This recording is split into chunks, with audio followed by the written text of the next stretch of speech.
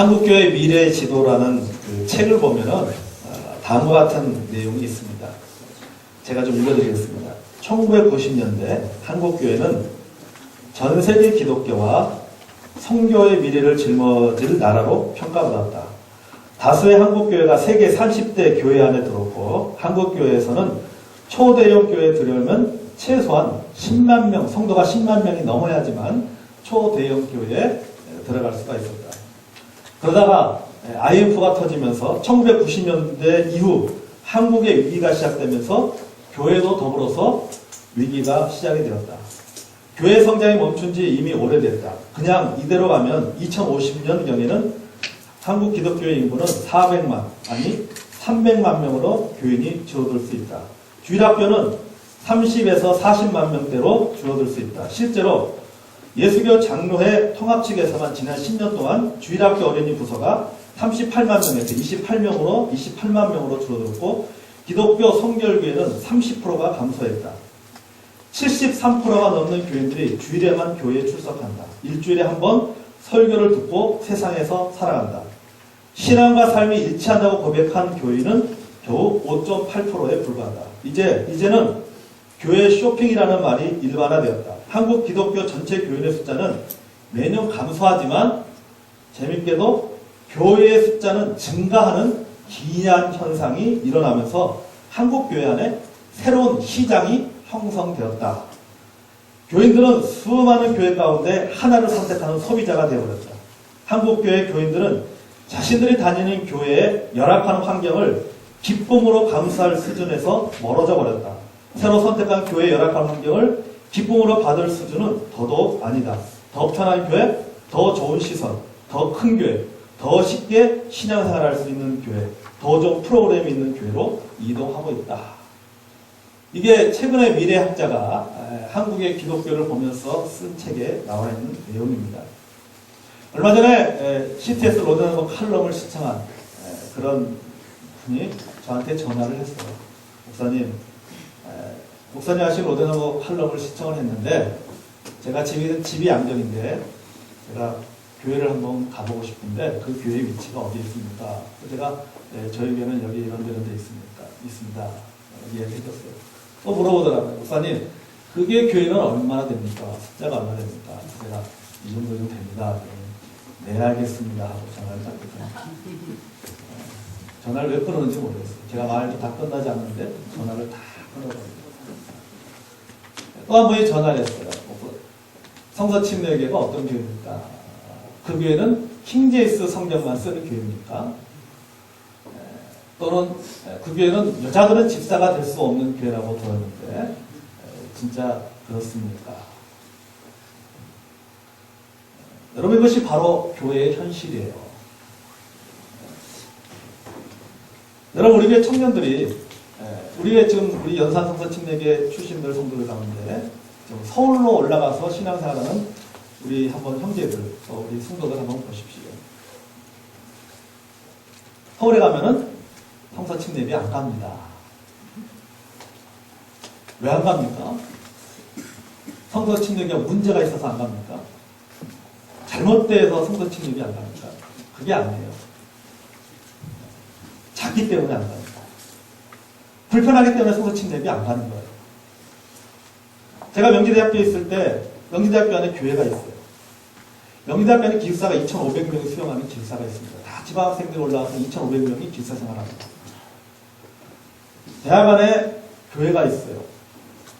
근데도 지방에서 신앙생활 하다가 이제 명지대학교 들어와가지고 이제 학교생활 하면서 신앙생활 하는 친구들 대부분이 보면은 대학 안에는 교회 안 나옵니다. 버스 타고 서울까지 올라가요. 1시간 넘게 버스 타고 서울까지 올라가서 소위 말하는 대형 교회를 다닙니다. 여러분, 이게 바로 오늘날 한국 기독교의 현실이에요. 작은 교회를 섬기려 하지 않습니다. 다 큰 교회로 다 갑니다. 큰 교회를 다니면 왜 사람들이 큰 교회를 다닐까? 왜 큰 교회를 다닐까? 여러분 그런 생각 해본 적 있어요? 왜 사람들이 큰 교회 다닐까? 여러분 우리가 백화점에 쇼핑할 때 하고, 어떤 사람은 백화점을 쇼핑합니다. 어떤 사람은 마트에 가서 쇼핑합니다. 어떤 사람은 동네 슈퍼 같은 데 가서 구멍가에 가서 쇼핑을 합니다. 똑같은 마음일까요? 백화점에 가서 쇼핑할 때 하고, 마트에 가서 쇼핑할 때 하고, 동네 구멍가에 가서 또 물건 살 때하고 똑같은 마음이야. 아니죠. 사람이 어떤 장소에 가느냐, 어떤 분위기 속에 들어가느냐에 따라서 자기 자신도 왠지 그 정도의 어떤 격이 있는 사람으로 생각을 한다는 사실이에요. 그게 이거 우리가 보통 가지고 있는 심리죠. 교회도 마찬가지입니다. 교회도 한 사람들이 어느 교회 다니세요? 어느 교회 다닙니다. 자기가 다니는 교회가 작으면요, 잘 이야기를 못해요. 근데 우리가 흔히 말하는 대형 교회 이런 교회를 다 이야기합니다. 아, 잘하는 소리요. 저는 이런 교회 다닙니다. 그러니까 작은 교회 다니면 위축되고, 큰 교회 다니면 그 사람의 신앙의 수준은 어디요? 그건 중요하지 않아요. 어느 교회를 다니느냐가 중요한 거예요. 어느 교회를 다니느냐가 중요한 거예요. 여러분, 안타깝지만 이것이 오늘날 현실이에요. 오늘 한국 기독교 현실이고, 오늘 우리가 부닥치고 있는 현실적인 문제라는 사실입니다. 오늘 저는 이것을 가리켜서 저는 영적 포퓰리즘이라고 그렇게 말하고 싶어요. 여러분, 포퓰리즘이라는 게 뭡니까? 대중영합주의, 인기주의를 말합니다. 흔히 정치인들이 대중적인 지지를 얻기 위해서 이것저것 가리지 않는 그런 어떤 정치적인 편의주의를 가리켜서 흔히 포퓰리즘이라고 얘기합니다.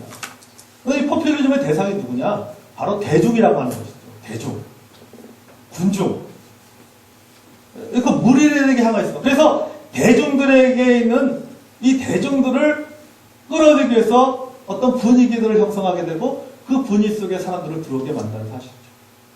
그래서 이 대중들이 가지고 있는 공통된 심리가 뭐냐? 우리가 흔히 말하는 대중심리라고 하는 것이죠. 공통된 사람들이 갖고 있는 심리. 대중심리라고 합니다. 그래서 사람들이 이 대중심리에 쉽게 빠집니다. 쉽게 빠져요. 보면은 여러분, 요새 한국 시리즈 하고 있어요.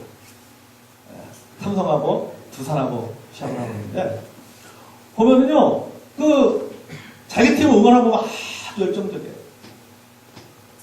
울어! 팀에서 비춰지죠? 울어요. 울어서, 자, 왜 울까? 아니, 저 선수가 홈런 친다고 나한테 도움이 되는 게 뭐가 있어? 그 분위기에 빠져. 여러분, 사람들이 왜 집에서, 야구 경기를 집에서 안 보고 경기장으로 갑니까? 사실 집에서 보면 더 잘 보이잖아요. 선수 얼굴도 잘 보이고, 잘 보이는데, 그냥 경기장 가면요, 요만하게 보인단 말이죠. 콘서트장 가보세요. 집에서 차라리 콘서트 보는 게 가수들 얼굴 잘 보이지, 콘서트장 가면요, 요만하게 보여요. 저도 우리 애들하고 걸스데이, 하고, 팀탑, 그거 하면 잘 보이지도 않아. 요만하게 보여. 대형 스크린이나 얼굴이 크게 보니까, 그래도, 거기 가면요, 나도 모르게요. 그냥 누나가 나와요. 그냥 가은이고, 아빠 제발 그러지 마. 그냥 누나가 나오는 거예요. 막 누나. 왜요? 그 대중적인 심리 속에 빠지는 거예요. 그 분위기에 빠지는 거예요. 근데 그 분위기에 빠져나가면은 또 별로 그렇지도 않아요. 여러분, 바로 이렇게 영적 어떤 포퓰리즘, 교회 안에서도 이런 분위기가 있다고 하는 거예요. 사람들이 영적인 분위기 속에 들어가면 그 분위기 속에 들어가는 거 굉장히 좋아합니다. 근데 그 분위기 속에 들어갔다가 빠져나오면 또 다른 사람으로 변해버려요. 이런 현상들이 교회 안에서도 일어나고 있어요. 개인들이 하나님 앞에서, 내 자신이 하나님 앞에서 단독자로 쓰고, 다시 말해서 하나님과 나와의 일대일 관계를 맺어가는 것이 아니라 영적인 분위 속에 빠져들어가는 거예요. 신앙의 대중심리에 빠진다는 사실입니다. 영적인 모임 속에, 어떤 영적인 모임 속에 형성된 그런 분위기 속에 들어간 나머지 마치 자신이 그 영적인 분위기가 갖고 있는 그 수준에서도 내 자신의 믿음의 수준도, 나의 영적인 수준도 그 정도 이룬다라고 하는 그런 착각 속에서 생활할 때가 참 많다는 사실입니다. 자신이 거룩한 자라고 생각합니다. 그러나 그 분위기 속에서 빠져나오는 그 순간 다시 세상 사람으로 돌아갑니다. 교회 안에서는 그리스도인이에요. 그러나 세상에서는 자연인으로 살아갑니다. 여러분, 이렇기 때문에 그리스도인들이 욕을 먹는 것이 아닙니까? 교회 안에서의 모습과 가정에서의 그런 모습이 다릅니다. 교회 안에서의 모습과 직장에서의 모습이 다릅니다. 교회 안에서는 장로고, 교회 안에서는 집사고, 교회 안에서는 교사고, 교회 안에서는 어떤 믿음적으로 대단히 어떤 인정을 받는 그런 사람일지 모르겠지만은 실제로 가정으로 돌아가서는 가정에서는 존경받지 못하고 직장에서도 존경받지 못하고 주변의 사람들에게 나를 잘 아는 주변의 사람들에게 인정받지 못하는 삶을 살고 있습니다. 여러분, 나의 영적인 성숙도는 어떻게 알 수 있습니까? 교회 모습 속에서는 알 수가 없어요. 여러분의 영적인 성숙도는 여러분이 지금 예배당 안에 앉아있다고 해서 주일날 여러분이 교회 안에서 행하는 여러 가지 삶의 모습이 그것이 여러분의 영적 성숙도라고 생각하지 마십시오. 나의 영적인 성숙도는 교회를 벗어나서 세상에서의 그 삶에서 살아가는 그 모습이 나의 영적인 성숙도예요. 그것이 나의 믿음의 수준이에요. 나에 대해서 잘 알는 사람들의 평가가 곧 나의 영적인 성숙도라는 사실입니다. 여러분, 오늘 본문에 보십시오. 베드로가 설교를 합니다. 베드로의 설교에 많은 사람들 어떻게 반응합니까? 지난주에 함께 말씀하셨지만 우리가 어찌할꼬? 도대체 우리가 그 말씀 속에 우리가 어떻게 해야 됩니까? 그때 베드로가 그들의 질문에 이렇게 대답합니다. 어떻게 하면 구원을 받을 수 있는지에 대해서 말합니다. 복음을 전했어요. 그러자 그 사실을 들은 사람들이 어떻게 되는지 본문 볼까요? 자, 베드로의 설교에 사람들이 어떻게 반응합니까? 41절, 42절에 밝혀주고 있습니다. 다시 한번 읽어보겠습니다. 시작. 이날에 신도의 수가 3,000이나 더하다. 그들이 사도의 가르침을 받아 서로 교제하며 떡을 떼며 오로지 기도하고 힘씁니다. 와, 여러분, 놀라운 일이 벌어졌어요. 베드로가 설교하니까 하루에 3,000명이나 되는 사람들이 침례를 받았습니다. 그리고 그들이 사도의 가르침을 받았다. 말씀을 배웠습니다. 사도의 가르침을 받아서 그들이 서로 모여서 교제하고 기도하는 삶을 살았다. 여러분, 엄청난 영적인 부흥입니다. 성장입니다. 많은 교회 성장학자들이 이것을 가지고 이야기해요.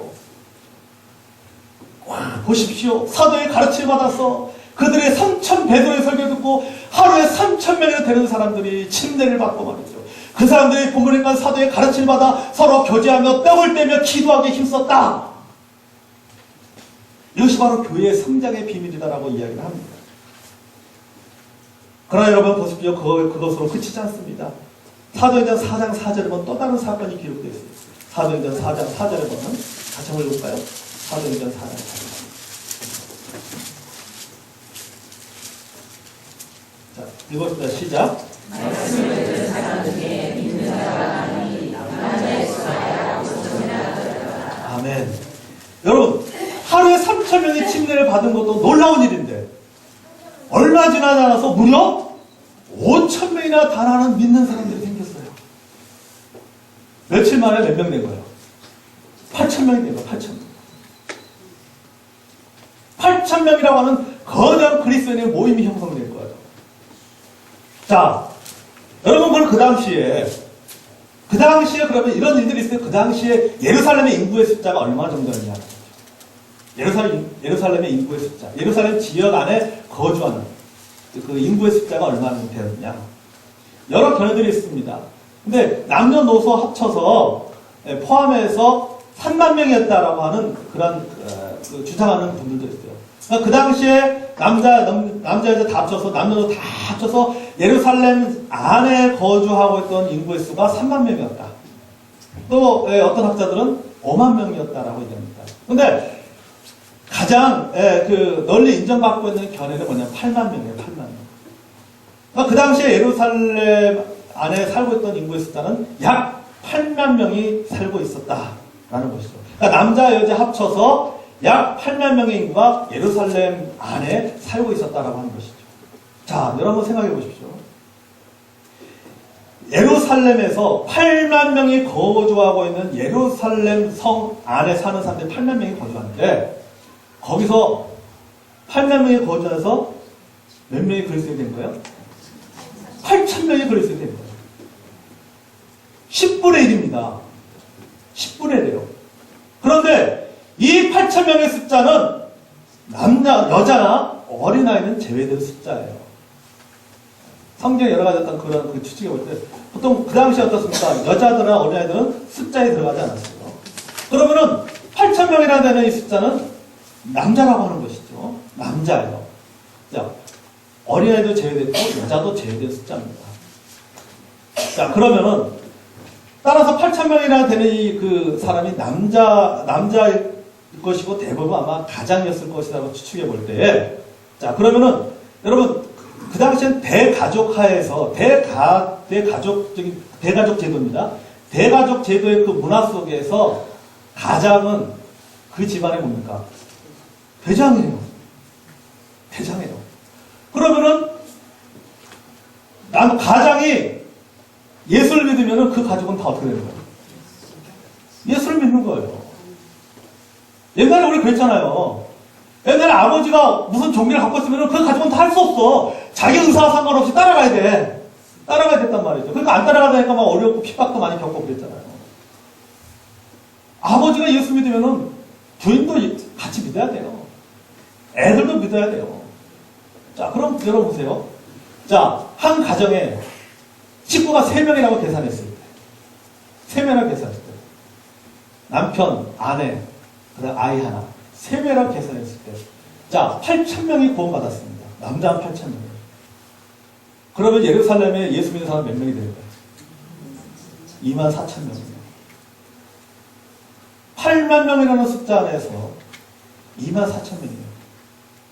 퍼센테이지로 보면 약 33% 조금 넘어요. 3명 중에 1명은 그리스도인이라는 거예요. 3명 중에 1명은 그리스도인이에요. 여러분, 불과 며칠 만에 예루살렘 전체 인구의 3분의 1이 그리스도인이 되었습니다. 여러분, 엄청난 기적 아니에요? 맨 처음에 가룟 유다를 나아갈 다락방 전에 가룟 유다를 예수님의 제자가 가룟 유다를 제외한 11명이었습니다. 나중에 막대가 들어갔지만 11명. 자, 11명의 숫자가 어떻게 됐어요? 마가의 다락방에서는 120명이 됐단 말이죠.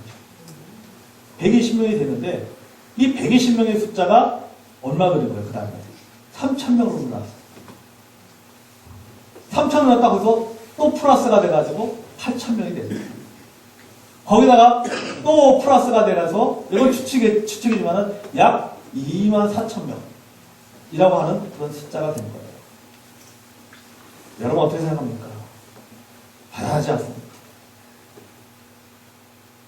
그런데 여러분, 우리가 요 한 본문 이 하나 가지만 놓고 보면 이 본문 하나만 생각하지 말고 우리가 요 한번 사도행전 전체의 틀에서 우리가 이 본문 한번 우리가 생각해 보자면 3,000명이 구원받고 5,000명이 구원받았어요. 8,000명이라고. 아니 그들이 어떤 그런 그냥 단순히 결혼하지 않은 기혼 남성이라고 해도 예루살렘 인구의 10분의 1이라는 숫자입니다. 작은 숫자가 아니에요. 자, 이렇게 며칠 사이에 예수님을 영접하고 그리스도인이 된 사람들, 그들은 다 어디로 갔나요? 어디 다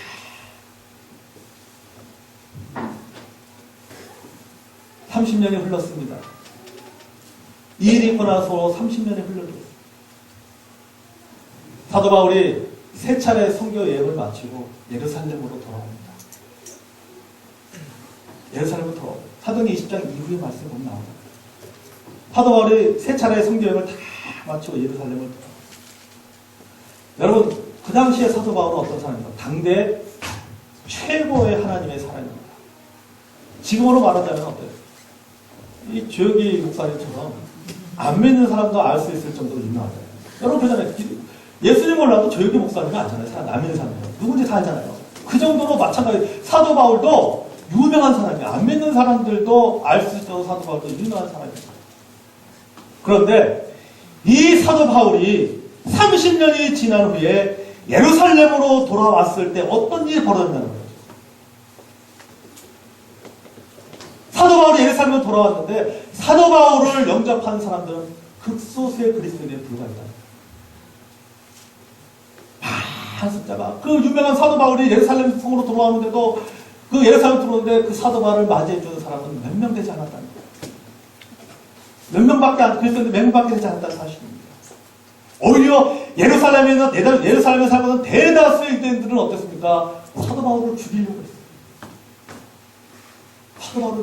사도 바울을 뭐라고 생각해요? 배신자, 유대교를 배신하고 그리스도를, 예수를 믿은 그런 종교적인 배신자로 유대인들을 생각했습니다. 심지어는 어떻습니까? 이 바울을 죽이기 위해서는 먹지도 않고, 내가 바울을 죽이기 전까지는 먹지도 않고 자지도 않겠다라고 하는 그런 암살단까지 있을 정도로 사도 바울이 굉장히 위험한 처지에 있었다는 사실이죠.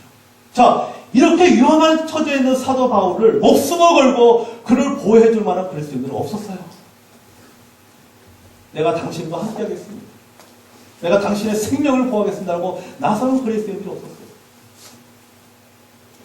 그를 누가 도와줍니까? 그 당시에 예루살렘 그 경비를 맡고 있던 로마의 그런 그 사령관이, 루시아라고 하는 사령관이 바울을 보호합니다.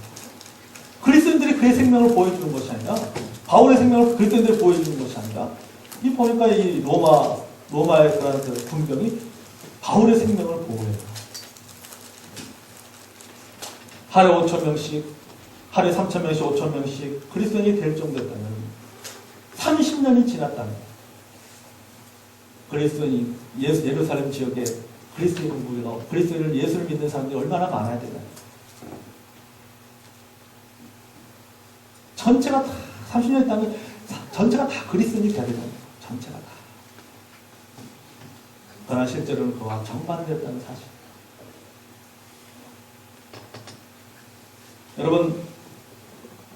여러분이 사도행전을 전체적으로 읽어보면 알겠지만 하루에 남자가 3,000명씩 침례를 받았다고 말하고 사도행전 2장이에요. 그리고 4장에 보면 사도행전 4장에 보면 5,000명이 믿기 시작했다고 말하고 있습니다.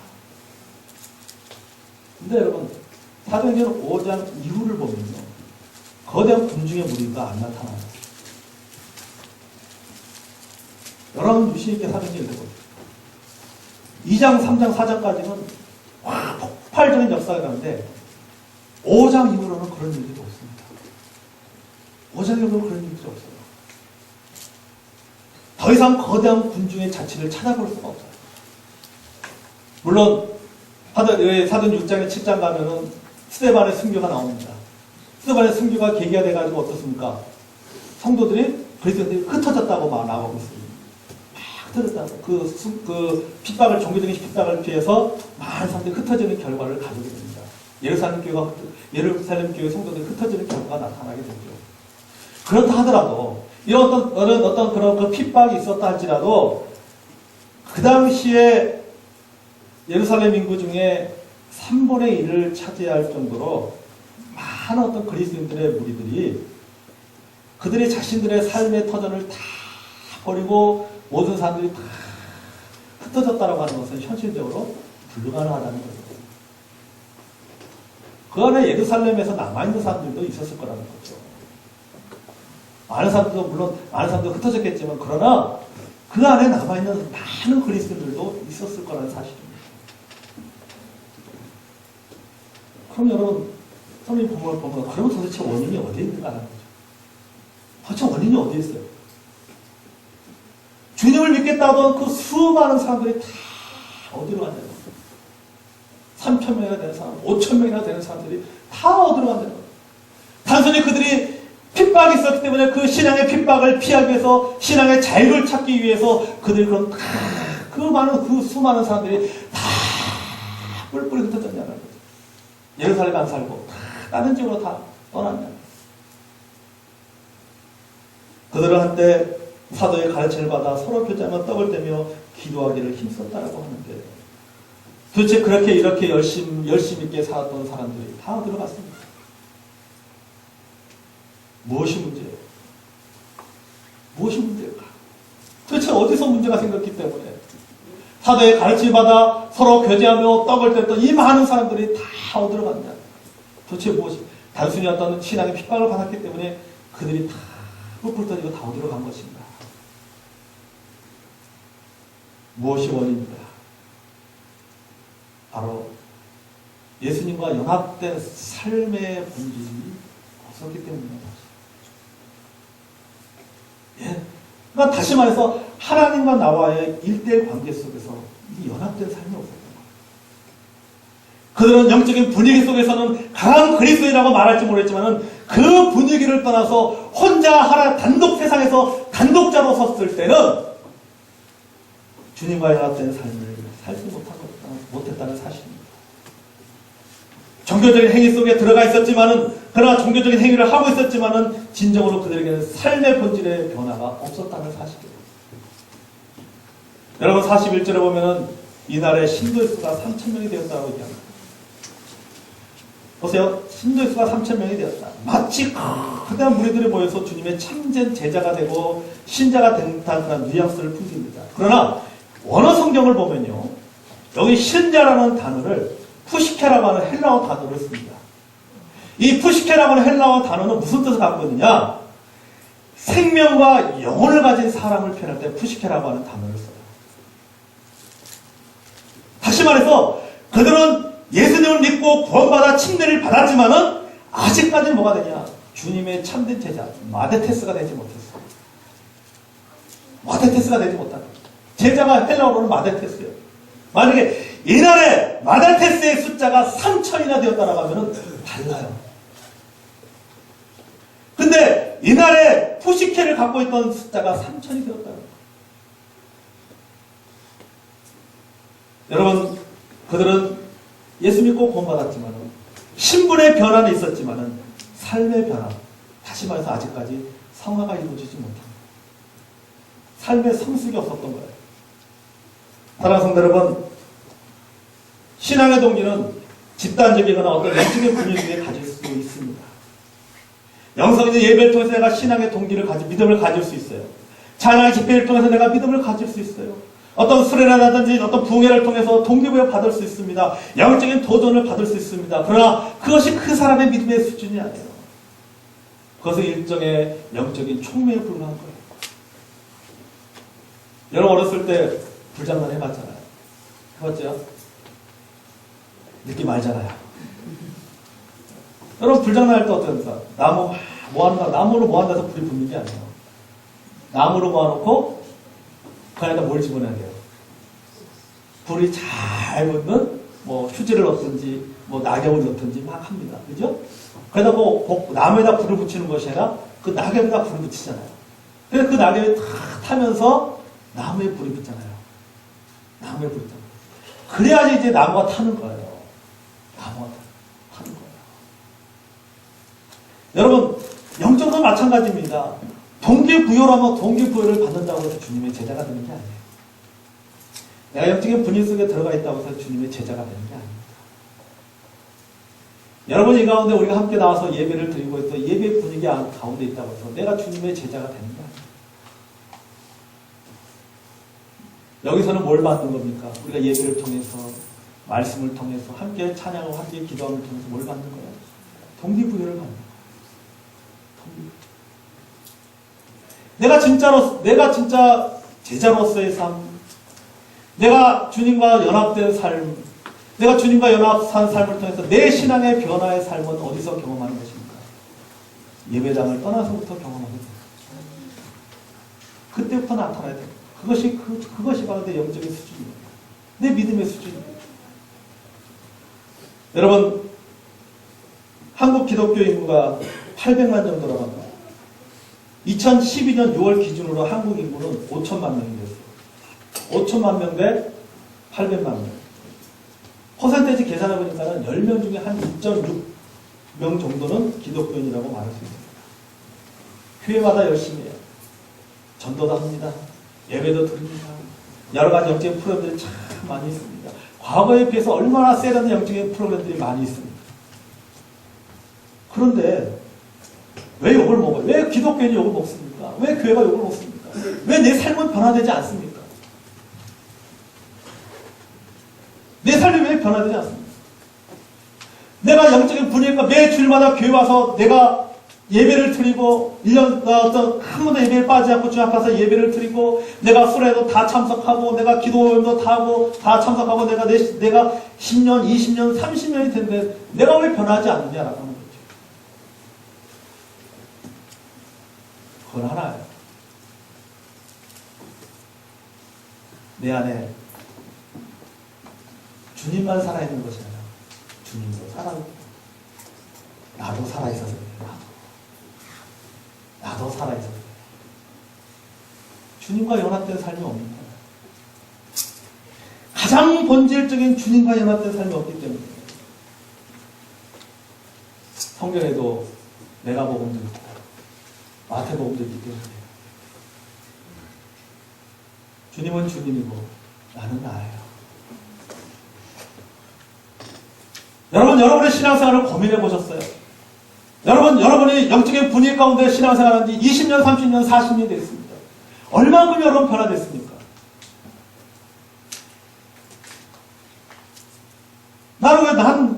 내 신앙에 나는 왜 이렇게 변화가 없을까? 나는 왜 성숙이 없을까?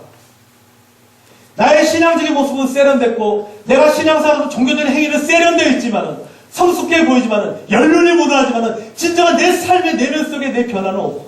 왜 변화가 없는가라는 거죠.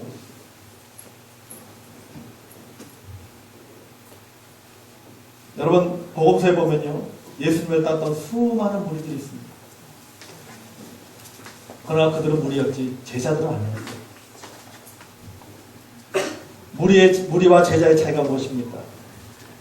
믿음이냐 따름이냐의 차이예요. 믿음이 있는 사람은, 믿음만 있는 사람은 군중이에요. 예수님을 따라다니는 군중이에요. 그러나 제자는 어떻습니까? 따라다니는 사람이에요. 그러니까 여러분 우리 자신들의 믿음을 한번 돌아봐야 돼요. 나의 믿음은 믿는 믿음인가 따르는 믿음인가? 믿는 믿음과 따르는 믿음. 나는 내가 가지고 있는 믿음이 나는 믿는 믿음이라면 그것은 군중이에요. 내가 주님의 제자가 되기 위해서 어떻게 할까? 따르는 믿음이 돼야 돼요. 따르는 믿음. 믿는 믿음에 머물러 있으면 그 사람은 변할 수 없어요. 변화는 언제 일어납니까? 따라 일어나는 거예요. 따르는 믿음이 변화를 주는 거예요. 군중들 보십시오. 그들은 믿기만 했습니다. 군중은 기도를 따라합니다. 설교자의 초청에 손을 두고 믿음을 고백합니다. 말씀에 반응합니다. 깨닫습니다. 하지만 실제로는 따르지 않습니다. 버리지 않습니다. 포기하지 않습니다. 종교 활동은 잘하는데 변화는 없습니다. 이것이 예수 믿는 군중이에요. 오늘날 왜 교회가 욕을 먹고 그리스도인들이 욕을 먹습니까? 군중들이 많기 때문에. 예수님을 따르는 군중들이 많기 때문에. 종교의 외면적인 것만 신경 쓰고 내면의 관계에 대해서는 신경 쓰지 않기 때문에. 여러분, 우리는 고린도서 5장 17 말씀 얼마나 좋아합니까? 그런데 누군지 그리스도 예수 안에 있으면 새로운 피조물이다. 이전 건 지나갔으니 보라 새 것이 되었다. 와, 내가 새 것이 되었어. 내 삶이 변화가 됐어요. 내 신분이 변화되었어요. 그리스도인이 되었어요. 구원받은 하나님의 사람이 되었어요. 자녀가 되었어요. 얼마나 좋습니까? 내가 구원받은 거 얼마나 좋습니까? 이 말씀 다 좋아하죠. 여러분, 이 말씀에 꺼리낌을 느끼신 분이 계십니까? 고린도 5장 10절 말씀에 꺼리낌을 느끼세요? 그 말씀에 부담으로 다가오십니까? 전혀 부담으로 다가오지 않아요. 다 좋아하는 말씀. 그러나 갈라디아서 2장 2절 말씀. 내가 그리스도와 함께 십자가에 못 박혔나. 그래도 이제 내가 산 것이 아니라 오직 내 안에 그리스도께서 사신 것이다. 이제 내가 육체 가운데 사는 것은 나를 사랑하사 나를 위하여 자기 몸을 버리신 하나님의 아들을 믿음 안에서 사는 것이다. 이 말씀 무지 부담되거든. 이 말씀. 고린도서 5장 10절 말씀에는 자유함이 있는데 갈라디아서 2장 20절 말씀에는 자유함이 없어요. 자유함. 사랑하는 성도 여러분, 내 삶이 변화되기 위해서는 갈라디아서 2장 20절 말씀까지 나가야 돼요. 저는 사도행 2장 40절에 40절이 나오는 3,000명이라는 숫자, 5,000명이라는 그 숫자의 그리스도인들이 왜 그들이 뿔뿔이 흩어질 수밖에 없느냐. 그들에게 어떤 신앙의 핍박도 있었지만 가장 근본적으로 바로 갈라디아서 2장 20절의 말씀까지 나가지 못해요. 갈라디아서 2장 20절까지 말씀까지 나가지 못하면 내가 신앙생활 20년, 30년 했어. 흔히 말하면 속된 말로 헛방이야. 구원받은 것은 변함없지만 여러분 신앙생활이 구원받은 것은 때 끝난 거 아니에요. 그거는 출발점이야. 내 삶이 변하게 돼요.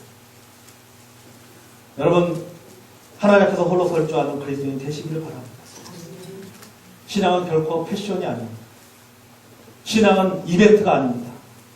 하나님을 믿는다는 것은 뭡니까? 하나님과 관계를 맺는 하나님과 관계를 맺음으로써 나와 군중과의 관계를 맺는 것이 아니라 나와 어떤 영적인 분위기 속의 관계를 맺는 것이 아니라 내가 군중 속에 있다 할지라도 내가 영적인 분위기 가운데 그 속에 있다 할지라도 나와 하나님과의 일대일의 관계를 맺어가는 것이에요. 이것이 바로 여러분 믿음의 생활이고 이럴 때 우리의 삶이 성숙되어지는 거예요. 여러분 우리는 기독교인이지만 기독교를 섬기는 사람이 아닙니다.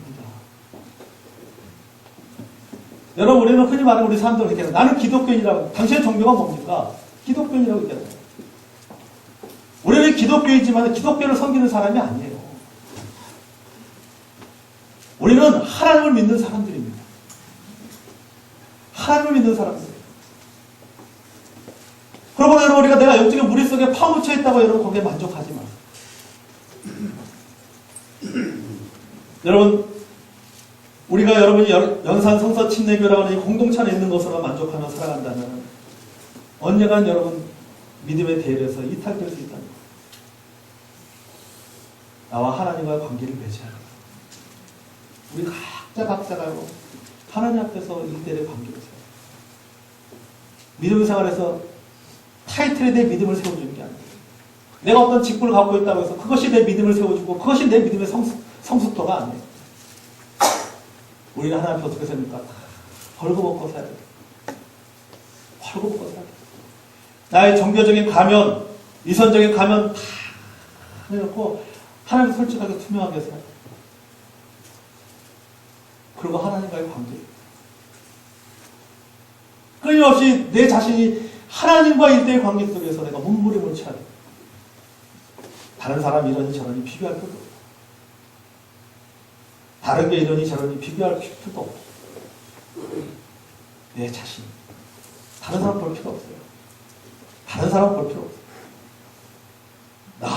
나는 누구만 바라봐야 됩니까?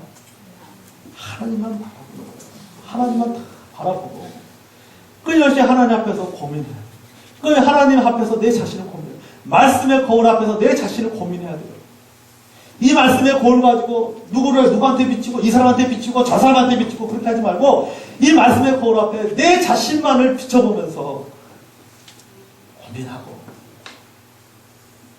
변화를 경험할 때고 끊임없이 하나님과 연합된 관계를 우리가 평생에 나갈 때 여러분 우리는 변화될 것이고 예수님의 참 그리스도 예수 안에 강한 군사가 될 줄로 믿습니다. 그러므로 여러분 하나님과 관계를 맺으시기 바랍니다. 주님과의 연합을 통해서 끊임없이 자기갱신하시기 바랍니다. 영적인 자기갱신을 통해서 그리스도를 닮아가는 저와 여러분이 되기 원합니다. 그들은 다 어디로 간다라는 이 질문에 그들 속에 저와 여러분 들어있지 않기를 바랍니다. 여러분 다시 한번 여러분 우리 갖고 있는 여러분의 우리가 어떤 영적인 분위기 가운데 여러분 그 안에 것으로 만족하지 마십시오. 우리의 신앙생활은 평생 해야 되잖아요. 여러분 주님하신 그날가 평생 여러분은 돌아갈 수 없는 길로 들어섰어요. 어떻게든 여러분 이 신앙생활이 그저 그냥 아무런 느낌도 없이 하나님의 선하심 맛보 알지라고 했는데 하나님의 선하심 맛보 알지도 못하고 그저 그냥 그 무리 속에서 남들이 박수치고 같이 박수치고 남들이 화나니까 같이 화나고 여러분 그렇게 사지 마시고 그렇게 신앙생활 하지 마시고 끊임없이 내 자신 하면서 저는 우리 교회 성도님들이 참 그랬으면 좋겠어요. 하나님과 씨름하는 여러분 되시기를 바랍니다. 이렇게 하는 것이. 그리고 그 안에서 여러분 변화를 경험했습니다. 변화. 내가 신앙생활을 몇 년 했다고 해서 그것에 만족하지 마. 한번 내 자신을 돌아. 이 한 주간 여러분 우리 자신을 돌아봅시다. 내 내면이 얼마나 변합니까? 내 행동의 변화가 아니라 내 생각의 변화, 내 마음의 변화. 나는 얼마나 변화되고 얼마나 내가 성숙되는 삶을 살고 있는가. 우리 자신들을 참 돌아보고 다시 한번 우리가 하느님 앞에서 쓰리가 우리가 꿈꾸는 내 자신이 꿈꾸는 사도행전이라는 능력 있는 그리스도인의 삶을 살아가는 자 여러분이 되기를 원합니다.